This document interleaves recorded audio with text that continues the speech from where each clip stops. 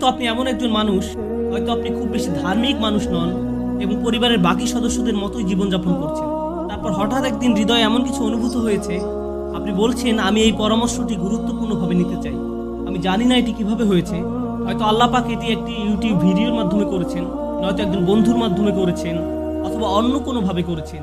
কিন্তু আপনি জীবনে ভালো কিছু করার জন্যই আপনার জীবনকে পরিবর্তন করার সিদ্ধান্ত নিয়েছেন।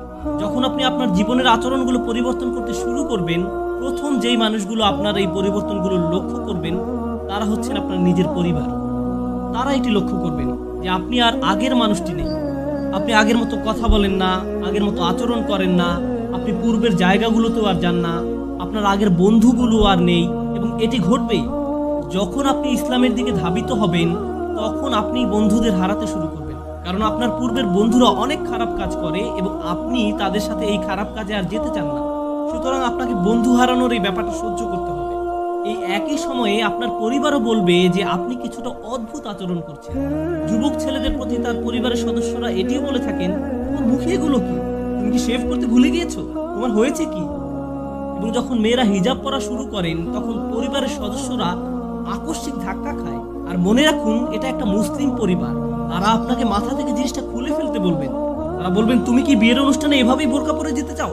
তুমি এভাবে গেলে আমি তোমার সাথে গাড়িতে বসতে পারবো না। তুমি আমাদেরকে কি মনে করো? হঠাৎ করে কি তুমি ইসলামের প্রধান মডেল হয়ে গেছো? কে মারা গিয়েছে আর তোমাকে শায়েক বানিয়ে গিয়েছে? মনে আছে তুমি গত বছর কেমন ছিলে? তুমি আর সব পার্টি পশুগুলোর মতোই ছিলে। এখন তুমি নামাজ পড়তে যাবে? সত্যি আমরা জানি যে তুমি সত্যিকার ভাবে কিরকম ছিলে। অন্য কথায়, আপনি শুধু আপনার বন্ধুদেরকেই হারাবেন না, আপনি আপনার পরিবার থেকেই সবচেয়ে কুৎসিত ধরনের টিটকারি আর সমালোচনার শিকার হবেন। প্রতিটি মুহূর্তে, সব সময়, যখনই তারা সুযোগ পাবে তখনই তারা আপনাকে কিছু না কিছু বলবেই। তারা আপনার দাড়ি সম্পর্কে কিছু বলবে, তারা আপনার নামাজ পড়ার অভ্যাস সম্পর্কে কিছু বলবে, আপনার সন্তানদেরকে ইসলামিক স্কুলে ভর্তি করানোর ব্যাপারেও তারা কিছু বলবে, তারা আপনার ছেলে মেয়েদেরকে মক্তবে পাঠানোর ব্যাপারেও কিছু না কিছু বলবে। অথবা আপনি ফজর বা এশার নামাজের জন্য উঠবেন এবং মসজিদে যাবেন, তারা এই সম্পর্কেও কিছু বলবে। তারা আপনার জন্য কিছু কমেন্ট করবে। আর এই মন্তব্যগুলো যন্ত্রণাদায়ক, এইগুলো অনেক যন্ত্রণাদায়ক। আর এই পরিবর্তনগুলো যদি যুবকদের মধ্যে হয়ে থাকে, তখন তাদের বাবা মায়েরা বলেন, তুমি তোমার মুসলিম বন্ধুদের সাথে মেশা বন্ধ করে দাও, মসজিদে যেও না, তোমার সময় নষ্ট করো না। আল্লাহে, আমি এরকম গল্প জানি।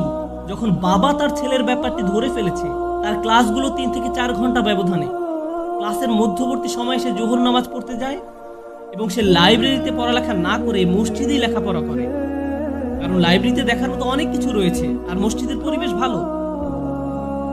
বাবা বলছে, তুমি একজন চরমপন্থীতে পরিণত হচ্ছ। খেয়াল করুন, বাবার চোখে এখানে কোন ব্যাপারটি চরমপন্থা? ছেলেটি মসজিদে গিয়ে নামাজ পড়ছে, এটি তার জন্য চরমপন্থা। সুবহানাল্লাহ, মুসলিমরা নিজেরাই এমন আচরণ করছে। আপনারা কি মনে করেন অমুসলিমরা ইসলামের প্রতি বিমুখ? কখনো দেখেছেন মুসলিম পরিবারের লোকজন নিজ সদস্যদের সাথে কি আচরণ করে? বাবা মায়েরা তাদের সন্তানদের সাথে কি করেন? আমি আমার নিজের ঘটনা জানি, যেখানে বাবা মা সন্তানকে বলেছে যে আমরা তোমার কলেজের বেতন দিতে পারবো না, আমরা তোমার জন্য একজন বর খুঁজবো না যতক্ষণ না তুমি এই হিজাব খুলে ফেলছো, আমরা এটি করবো না। তুমি যতক্ষণ পর্যন্ত না এই হিজাব খুলে ফেলছো, আমরা ততক্ষণ পর্যন্ত তোমাকে আমাদের মেয়ে হিসেবে মেনে নিব না। আমরা জনসম্মুখে তোমার সাথে একসাথে মুখ দেখাবো না, তুমি আমাদের সাথে আর কোথাও যেতে পারবে না। এই কথাগুলো একজন মা বলছিলেন। জানেন তারা আরো অবাক করার মতো কি করবে? তারা আপনাকে নিজের সম্পর্কে খারাপ অনুভব করতে বাধ্য করবে। তারা আপনাকে বলবে, তুমি কোন ধরনের মেয়ে? তোমার নিজের সম্পর্কে লজ্জা করা উচিত। তুমি তোমার বাবা মাকে বিব্রত করছো। আমরা মুসলিম, কিন্তু তথাকথিত মুসলিম নই। আমরা ওই ধরনের মুসলিম নই। আমরা আমাদের পরিবারে এইভাবে